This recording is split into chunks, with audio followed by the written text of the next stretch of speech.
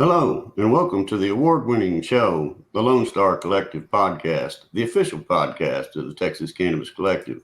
I'm your host, Chris Solia, and this week I am joined by our special guest, Ryan Bell, who is a cannabis patient and activist here in Texas. Welcome, Ryan. Thanks for having me, Chris. I appreciate you meeting with me. Absolutely. We love having people with your kind of story on the show because that's what helps us progress this movement forward. So with that being said, I want you to take a moment, introduce yourself, tell our audience a little bit about yourself, your background, how you came to Texas, how you came to find cannabis as a medicine, and how it's benefiting you. Yeah, I know that's sure, a lot, absolutely. but no, I'll get started, man. My name's Ryan Bell, and so I have moved here from Chicago about a decade ago or so now. But cannabis has always been a part of my life, my family. Even though I haven't been a user of cannabis my whole life, it's been around me. My parents have been growing pot since I was a kid. It's kind of been a passion of theirs that they like to do, and so I kind of always had it around, and I've always had a more unstigmatized view on it because of that. And so, but as I got older, I ended up getting diagnosed with Crohn's and PTSD from past life events and things like that. okay. And so, and especially the Crohn's, I mean, I was going through medicine after medicine and insurance making me jump through hoop after hoop to get other medications. And eventually they came, the one that actually worked ended up being a stomach opiate, not like a painkiller opiate, but opiates will constipate you. And so it was like an Imodium. It would target just the gut, but it's still an opiate at its core. And I'm like, Gotcha. I don't want anything to do with that. And so after trying all these medications, I finally, being in Texas and our medical cannabis industry or cannabis legislator being kind of restrictive, I never really thought it was a possibility for me to get prescribed, and Crohn's isn't even listed as a thing to prescribe for still in the state of Texas, as far as I know. And so I reached out to Thrive Medical just to see what could be done, and they were, because I think PTSD got added within the last couple of years when they did expand. 2021, yeah. Yeah, and that's about the time I was talking to Thrive. And so they were able to get me hooked up with a doctor, Dr. Cal Graves, and he was able to prescribe me medical cannabis in Texas. And so now I have a legitimate prescription to my name. Okay. And it's still, not the best system in my opinion, in the sense that we don't get medical cards. It's you're in a system somewhere for the compassionate use. Yeah, and the downfall for the doctor side is they have to risk their license to prescribe, because that's a federal license and it's a federally controlled substance, right? Mm-hmm. On the Schedule 1, which means they're not supposed to prescribe it for anything. So, wow. Yeah. It's really that's one reason why you have a hard time finding doctors sometimes that are willing to have anything to do with the program.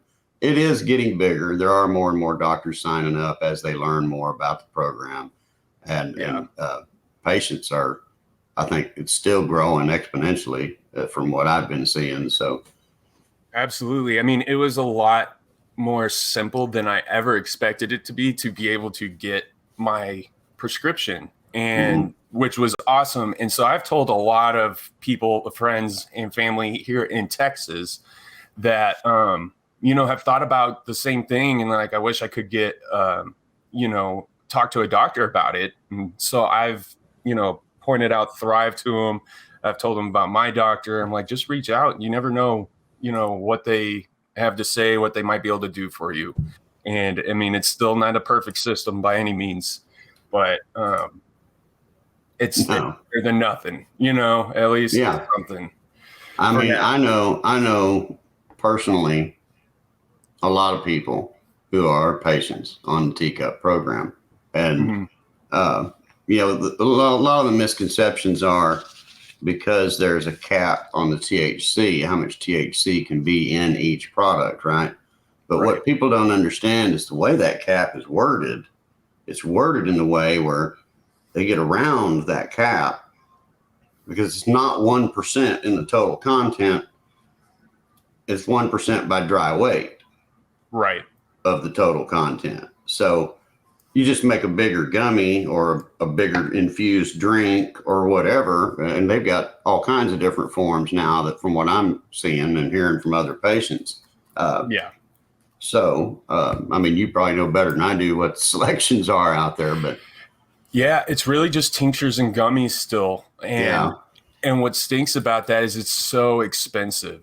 And that's the only thing that's still the downside because you don't have any help from insurance and anything like that. And so, well, that and there's still only 2 dispensaries that are licensed. Well, two licensed of the 3 that are operating. So there's no competition. So let's face it, competition is one thing that drives prices down, right? So that and the number of patients as it continues to grow will help those companies begin to make profit and be able to lower their prices as well. One thing that we talk about a lot that we'd love to see, and they're actually talking about doing it, and I don't know if DPS has moved forward with this yet or not, but they were talking a few months back at the beginning of the session about changing the rules a little bit and allowing them to have local dispensaries, outside of the way the law is written right now. They can have one location, and it's got to be vertically integrated and everything grown, extracted, medicines made, and stored all in that same location, which makes it extremely hard. If we were Louisiana, Mississippi, or Alabama, it wouldn't be a big deal. Put it right in the middle of the state and you can get anywhere in a couple hours. But you can't do that in Texas. Not in Texas. No. It's like the size of 3 states all the way across. So, and a lot of people don't understand all those different factors are part of the reason why it is expensive. And it doesn't help that we didn't get any expansions from the legislature this past session.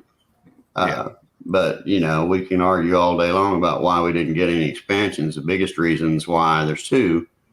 Biggest one is the governor himself and the lieutenant governor were way too busy arguing over property tax relief. We ended up even having to get into the second special session before they actually got something done with it. And it's something, from what I understand, that it's a joint resolution, if I'm not mistaken. Don't quote me on that. But if it is a joint resolution, then that means it'll be on the ballot in 2024 for the people of Texas to vote on, which means it won't go into effect until after the 2025 session. So don't be expecting any property tax breaks anytime soon, folks. Right. But the other reason why we didn't get anything is because the lack of involvement. The activism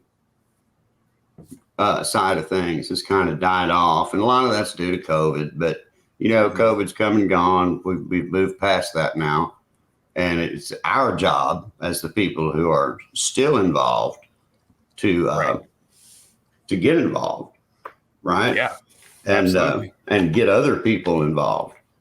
We got to get that excitement back in it. So we got to take a sponsor break here for just a second. And then when we come back, that's what I want to talk about is the activism side of things, what you're doing, who you're working with, various groups and all that kind of good stuff, where you're located even and all that stuff. So absolutely. Right. When we come back after this real quick break. All right. So we're going to take a sponsor break, folks. And when we get back, we're going to do just that. We're going to talk about what kind of activism that Ryan's involved with and where he's located and how maybe you can get involved with whatever groups he's involved with right after this. We welcome everyone to the 2023 Texas Marijuana March and Freedom Festival on Saturday, October 14th in downtown Fort Worth at Burnett Park. Come join other Texans as we march against bad cannabis laws exercising our First Amendment rights. Howdy, Colt Power here. These days, many people are choosing to add CBD to their wellness routine.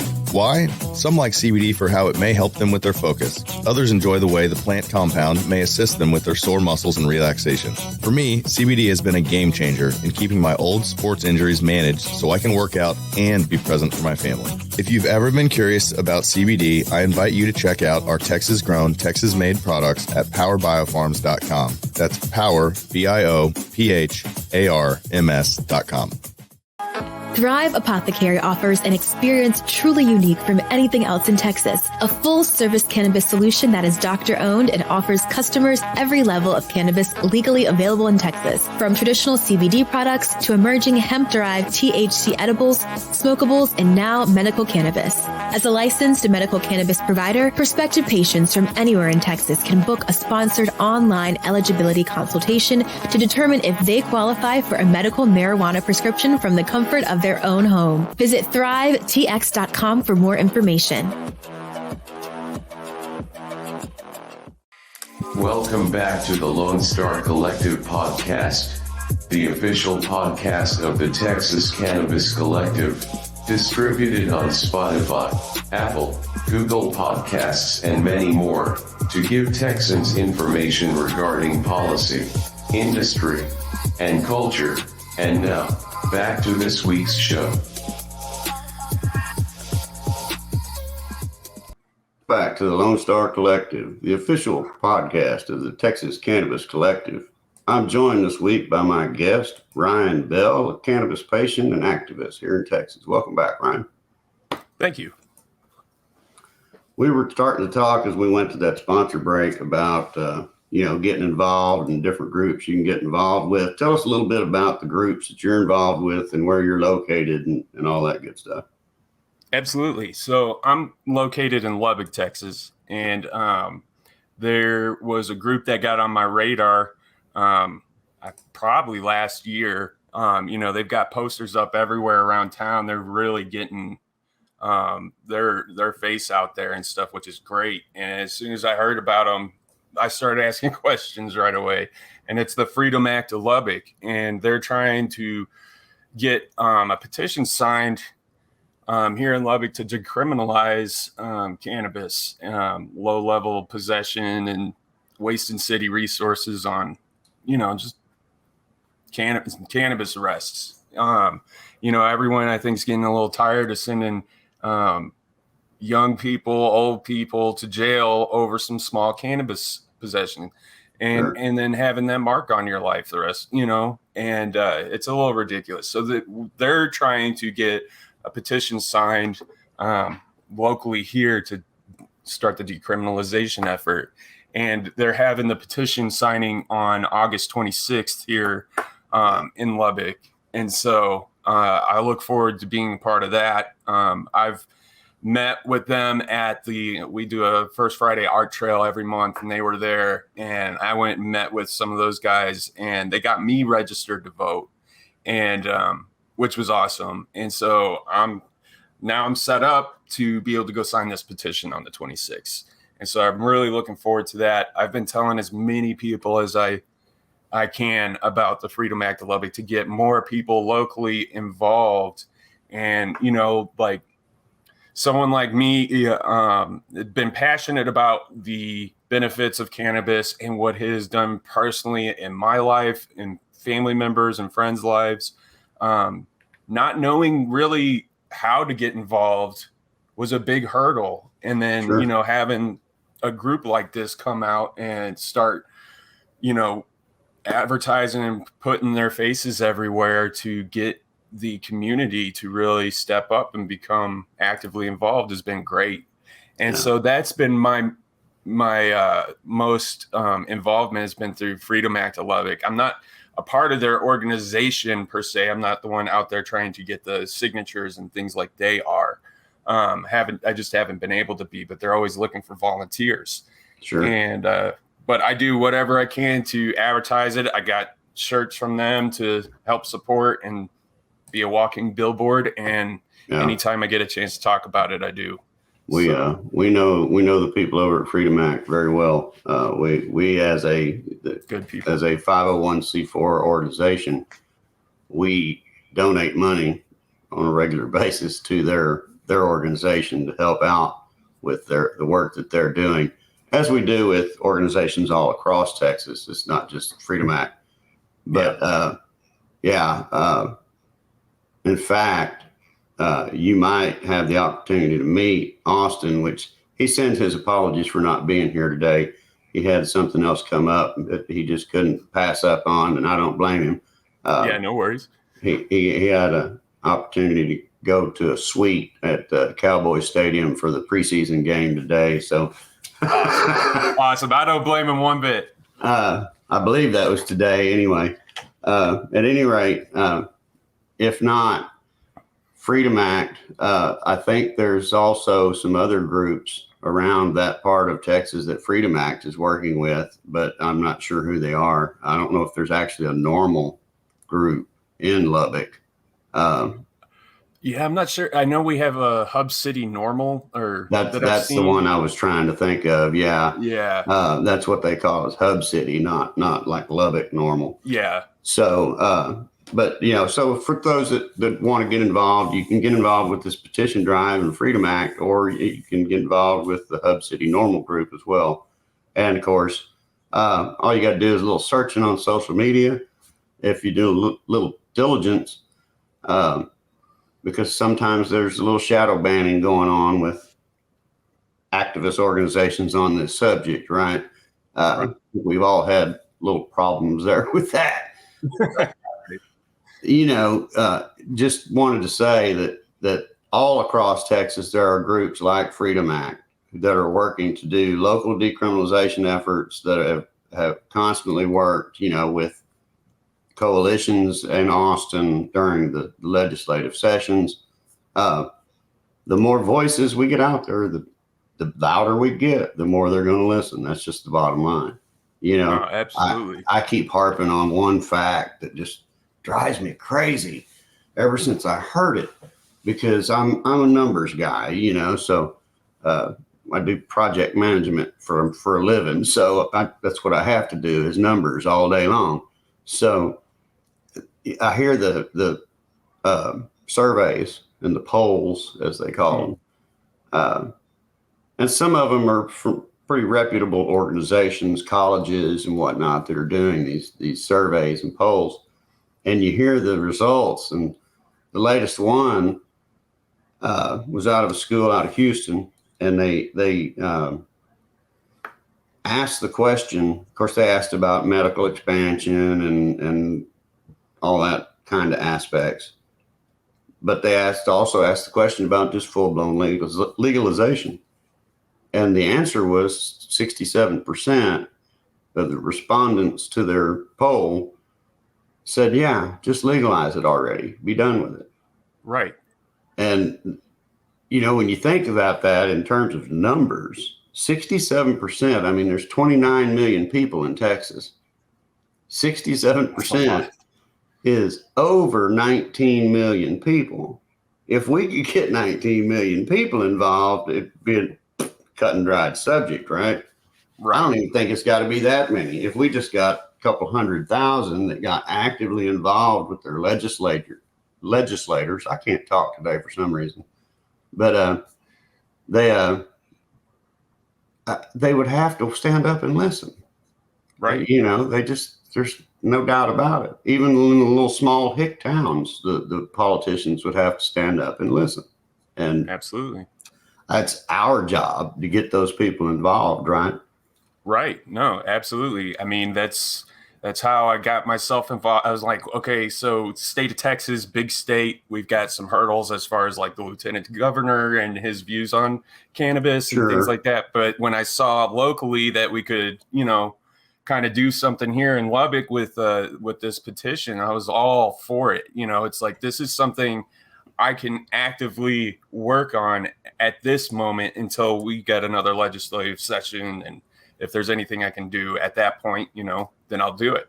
But right now, this is what I can do here in Lubbock, and it's been great. And like, yeah, the support for even just like you said, flat out legalization is massive. And I mean, at this point, the way I look at all the Delta 8s and all these other things that are getting sold in smoke shops at this point, I'm like, we're just splitting hairs. Like, what are we doing? We're going down to the chemical molecule and being like, well, you know, it's like, let's just get this over with. This is ridiculous, you know, and I'd love to see change. One thing we can say, you know, we talk about the fact we didn't get any expansion in this latest session. But that being said, we didn't go backwards either, because there were bills out there that were going through the process, specifically going after the things that you call out, the Delta 8, the Delta 10, the HHC, and all these other products that are out there now.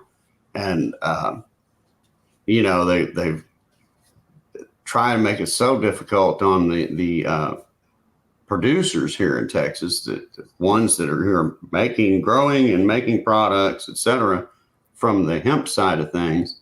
They make it so difficult because they can't even manufacture a pre-roll in Texas. They have to send it out to another state, have another company manufacture the pre-rolls, and then buy it back from them in order to be able to sell pre-rolls in their locations. You know, it's crazy. That's crazy. Yeah, you know, and so there was a bill that was going to fix that didn't make it through either, right? I mean, we literally got nothing. Right. But, you know, with everybody, I keep telling everybody that wants to piss, moan, and complain about that, you got to keep in mind, things that did get passed didn't even go through because of the argument over the property taxes. Governor Abbott vetoed 70 some odd bills and said, no, you know. So if we'd had gotten anything passed through the legislature, there's a pretty good chance he would have said no to it anyway. Just over the whole property tax argument. So at any rate, so unfortunately, we've come upon the time where it's time for another sponsor break. So we're going to do that right quick. And then when we get back, I want to hear some of your ideas on how people can get involved locally with like Freedom Act and what your suggestions are, especially if they have a story like yours where they're using it for something like Crohn's disease and it's working and you're not having to take any of those god awful pharmaceuticals and all that kind of stuff. Yes. When we get back. Sounds good. So we're going to take another quick sponsor break, folks. And like I said, we're going to talk about Ryan's ideas for everybody on how you can get involved, and especially if you're a patient, what the importance is behind the fact that if you're a patient. Right after this. We welcome everyone to the 2023 Texas Marijuana March and Freedom Festival on Saturday, October 14th in downtown Fort Worth at Burnett Park. Come join other Texans as we march against bad cannabis laws exercising our First Amendment rights. Howdy, Colt Power here. These days, many people are choosing to add CBD to their wellness routine. Why? Some like CBD for how it may help them with their focus. Others enjoy the way the plant compound may assist them with their sore muscles and relaxation. For me, CBD has been a game changer in keeping my old sports injuries managed so I can work out and be present for my family. If you've ever been curious about CBD, I invite you to check out our Texas-grown, Texas-made products at powerbiofarms.com. That's power, BIOPHARMS.com. Thrive Apothecary offers an experience truly unique from anything else in Texas. A full-service cannabis solution that is doctor-owned and offers customers every level of cannabis legally available in Texas. From traditional CBD products to emerging hemp-derived THC edibles, smokables, and now medical cannabis. As a licensed medical cannabis provider, prospective patients from anywhere in Texas can book a sponsored online eligibility consultation to determine if they qualify for a medical marijuana prescription from the comfort of their own home. Visit thrivetx.com for more information. Welcome back to the Lonestar Collective podcast, the official podcast of the Texas Cannabis Collective, Distributed on Spotify, Apple, Google Podcasts, and many more, to give Texans information regarding policy, industry, and culture. And now, back to this week's show. Welcome back to the Lonestar Collective, the official podcast of the Texas Cannabis Collective. I'm your host, Chris Grisolia, and I'm joined this week by our special guest, Ryan Bell, a cannabis patient and activist here from Lubbock, Texas. Welcome back, Ryan. Thanks. When we went to the break, we were talking, or fixed to start talking about how people can get involved if they haven't ever been involved before. Now, the first question I want to ask you is, when you first started getting involved and started looking around, where was it you were looking? How did you find Freedom Act? And then, was there any fears that you had about getting out there and putting your name out there, and how you overcame that? Yeah, no, that's a great question. So initially, before Freedom Act, I've been trying to do my part with, I really just started with simple Google searches on how to get involved here in the state of Texas. What state officials can I reach out to, send letters to, things like that to get my voice out there in some way or another. And so I've been sending letters to governors and things like that for a while now. And then honestly, I just stumbled across Freedom Act Lubbock one day when I was at my local vape shop, getting some e-juice, and they had a advertisement there, because it was a vape / smoke shop.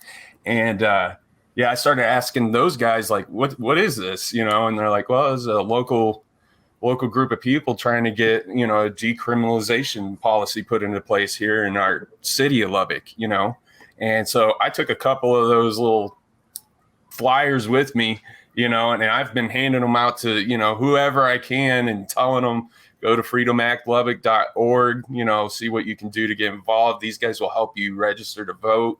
And then, I've followed them on all their social media platforms, Instagram, Twitter, things like that. Sure. And then they're also out here at multiple local events, or putting together even like events, to where you can go meet them in person, talk to them, find out how you can get involved in any way you can, even if it's just registering to vote and being there for the petition signatures, or, helping volunteer to help them out with whatever they need. And so that's how I've been trying to get involved as much as I can locally. And and just kind of just doing some basic, homework online to figure out if there's anything else. They've got emails. You can always reach out to them for, see if there's something else, that I could help with other than just registering to vote, if you have that kind of capacity to do so. And like you said about the fears. So we still have the stigma around of cannabis. And what I have tried to do for most of my adult life, even not during the years of not even being a cannabis user whatsoever, I had never, ever had anything against it, because I've only seen the positives, the benefits, and I see personally, I've witnessed children that have had seizures who have had to take CBD, and it's like, it's criminal that can't even be a conversation between that family and a doctor. Yeah. And that there is something that could potentially provide insane relief, keep any of the effects of whatever conditions they have at bay. And that's not a conversation they're allowed to have.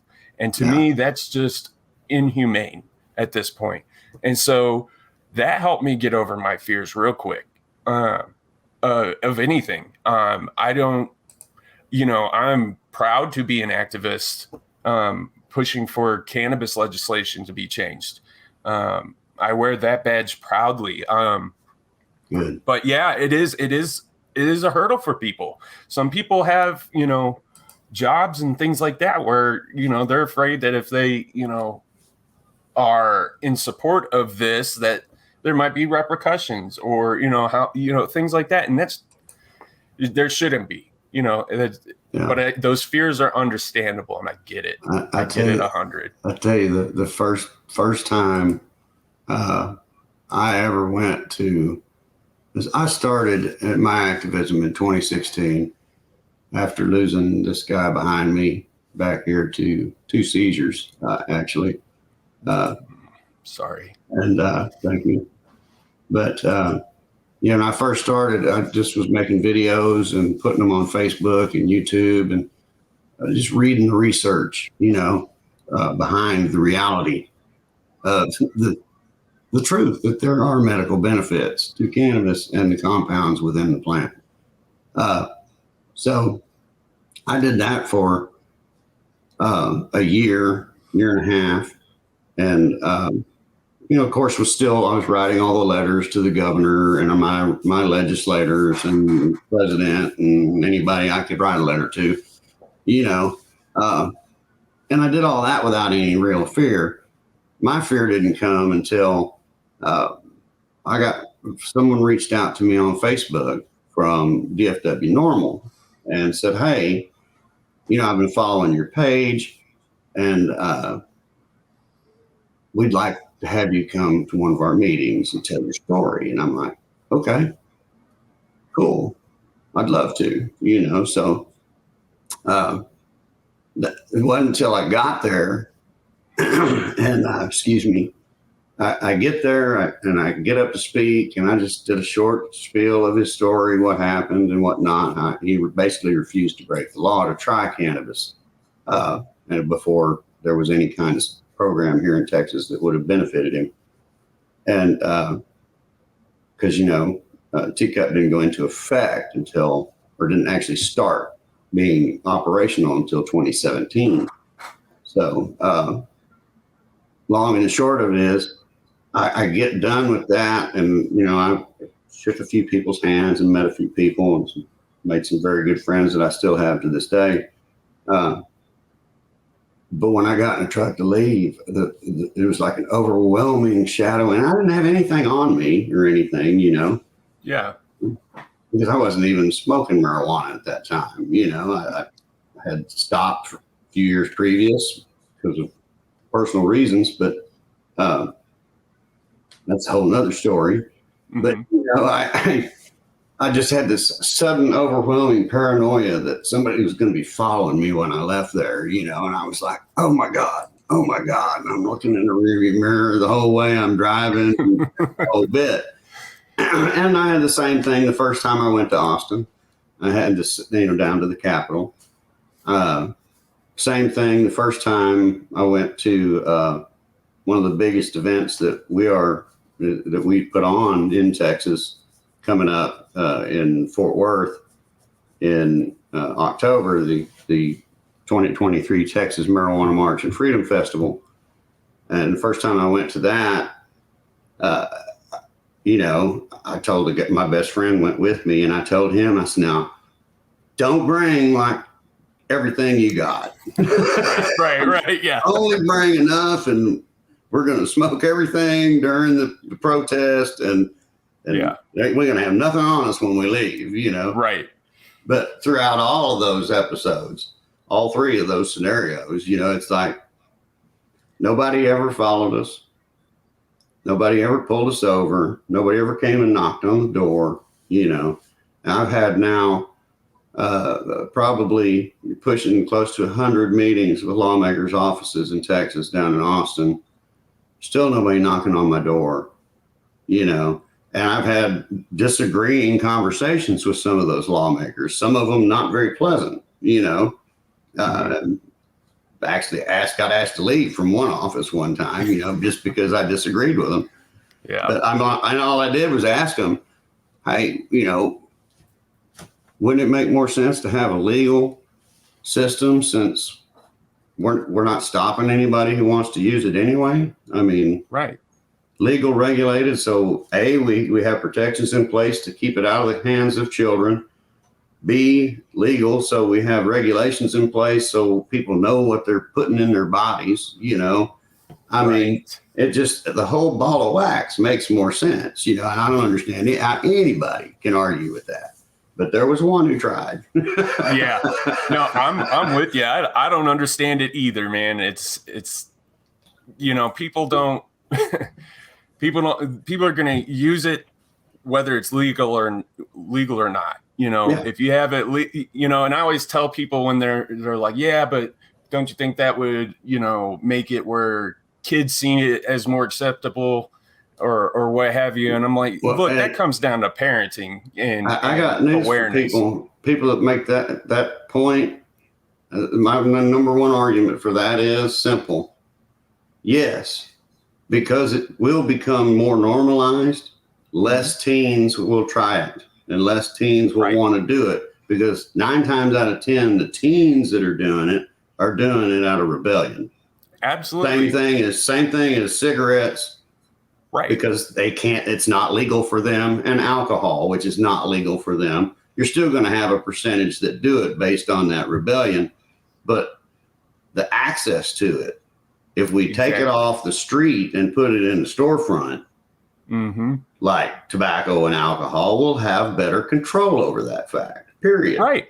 Yeah. Drug dealers don't care how old you are. They just care if you have the $20 bill they want, And, I tell people when I was growing up in Chicago, at my school in high school, crack and heroin were easier to come across than alcohol, because you had to go find somebody with an older brother willing to go get his dumb little brother's friends some alcohol, so there's that extra hurdle.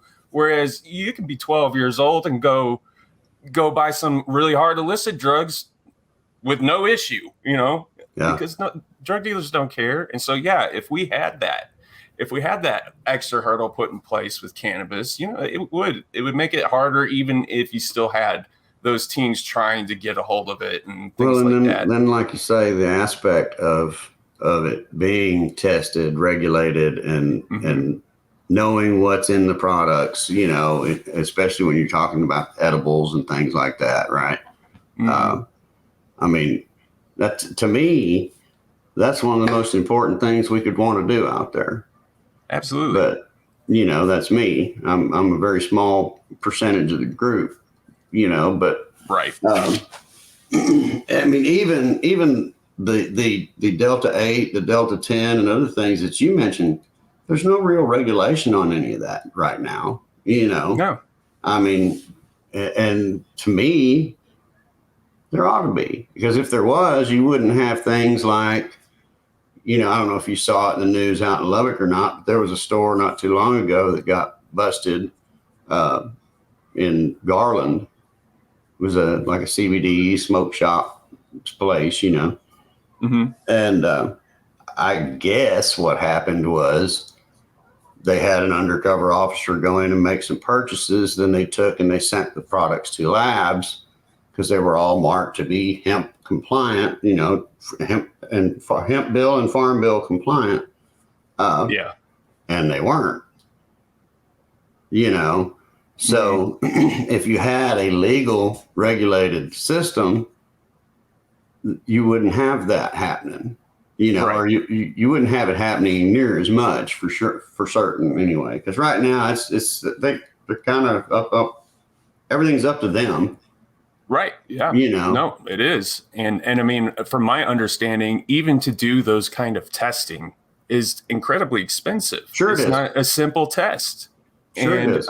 That's a lot of resources going towards finding out if there's 0.3% or again, we're splitting some hairs, and with that and the fact that as well as I do, there's some bad actors out there. Not everybody's gonna. If there's nobody checking on me, right? Why should I follow the rules? Right. I mean, we've seen that all the way. You got Purdue Pharma with the OxyContin whole debacle. You know what I'm saying? No one's checking on it, and then So, no, I 100% understand that, and I've wondered that too with buying Delta 8 products and things like that. There's a lot of Delta 8 vapes that I've tried here locally before, or just in the state of Texas, and then it almost tastes like I'm vaping Mr. Clean. And I'm like, that doesn't, you know what I mean? I'm like, that, I don't know what's in this. And so I don't even like to get any of those products because I really don't know. Yeah. And I know there's no Yeah. regulation. Nobody And- knows. Right. Really.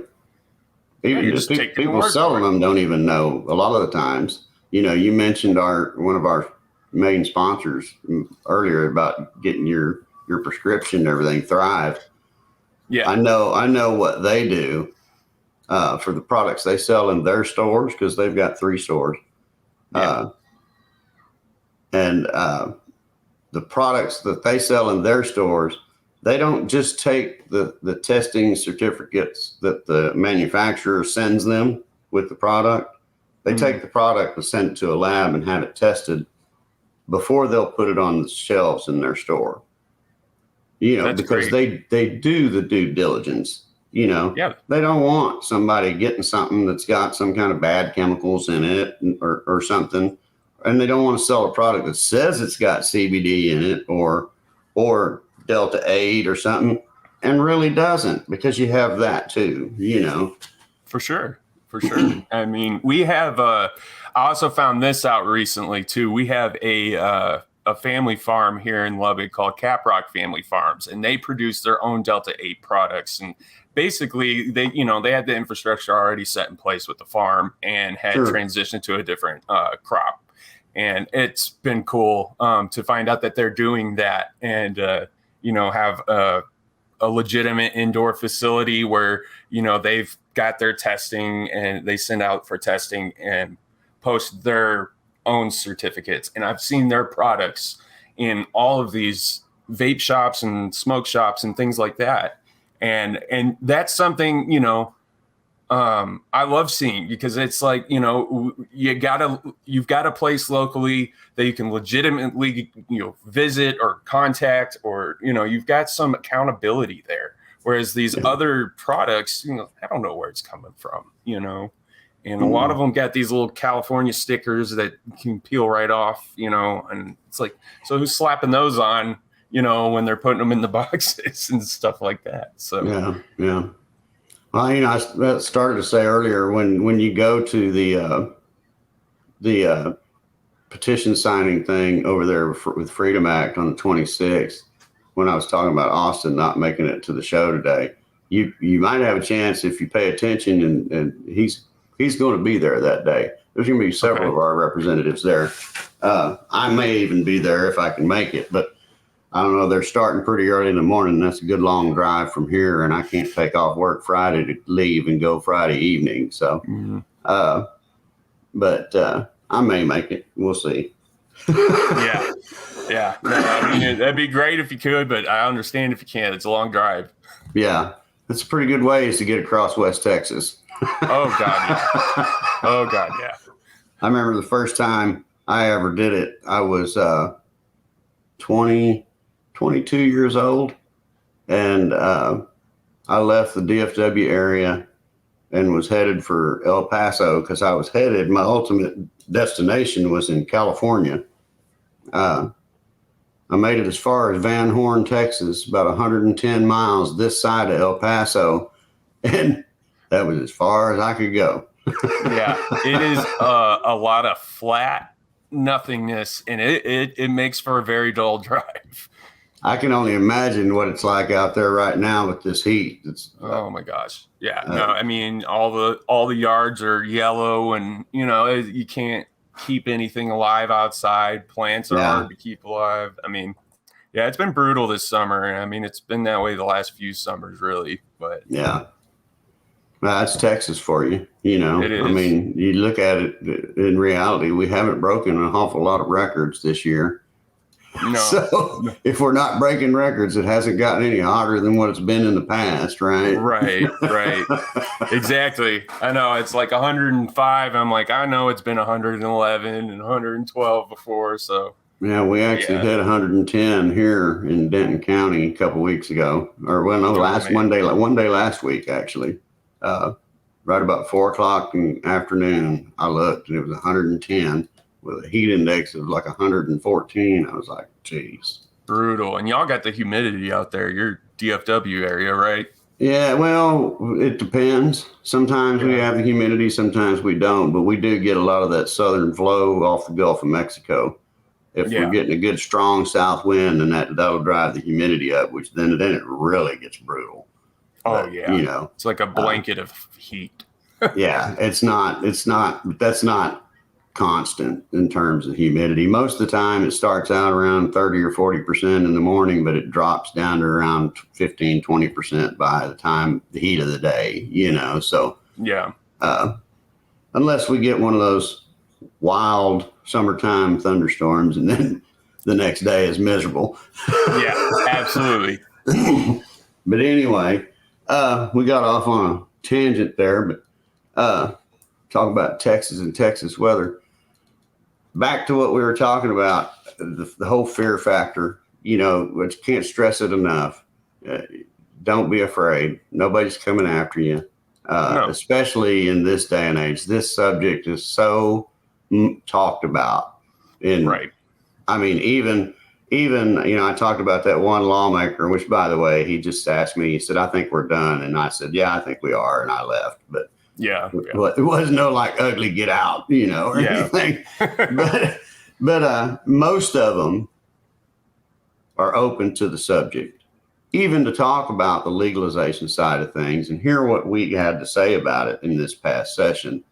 So with seeing that openness for the conversation now that we didn't see in past years, just tells me even more. If we could get a few thousand people even to show up, like on a big lobby day or something, you know, there at the Capitol, I mean, I think this would be a done subject, you know. No, absolutely. I mean, the show that we're there.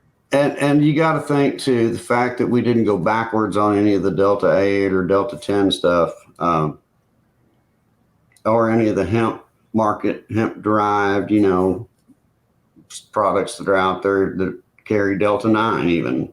Mm-hmm. I think because of those products out there and the sky is not falling. Right. I think that's a positive too for 2025. So that's what I think our goal is between now and like the 2024 elections. The day after the elections is when we got to get active, right? Yeah. So the thing we got to do between now and the 2024 elections is get as many people rallied to be ready to go and tell their stories and, you know, write their letters and make their phone calls. Because not everybody can go to Austin. We get it. You know, that doesn't stop you. And hopefully, you know, the last two sessions they've had it where on the House side, you could put your comments, whether you support a bill or not, online. So yeah, it's easier than ever. If they continue to do that, it's easier than ever to get involved. And you sit down one day on Saturday and you put in your little thing and boom, you're done. Mm-hmm. End of story. Any last final moments before we close out the show? No, I just want to tell people, get out there. Don't be afraid. The conversation is there. It's open to, I mean, I'm talking to so many people that I would never have thought would even be part of the conversation of cannabis legislation and stuff like that. And I mean, the support is, people are not falling for the, you know, the crap that we've been told for the past 70 years of cannabis harm and scares. It's not melting people's brains. It's not, you know, and so I think we've moved a good way from that. Get out there, get active. Like I said, there's so many people that can benefit from this plant that I think the fact that those people can't have conversations with a doctor is inhumane at this point. Yeah. It really is. And that helped me get over any fear of getting active about it. I believe in this 100%. Nothing's going to stray me from that. And because until we can get that into the hands of those families to have those conversations to help address any issues, I will be fighting tooth and nail, you know. Absolutely. And I agree 100%. There's no reason to be afraid.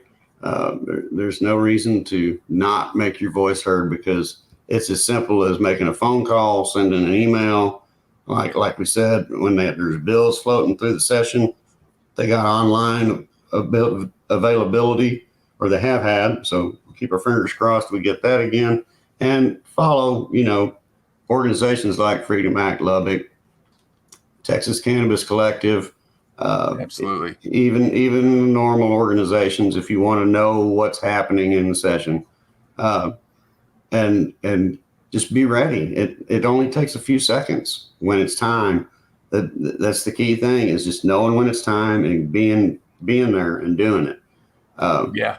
And like I say, it's simple as sending an email or making a phone call. It's that easy.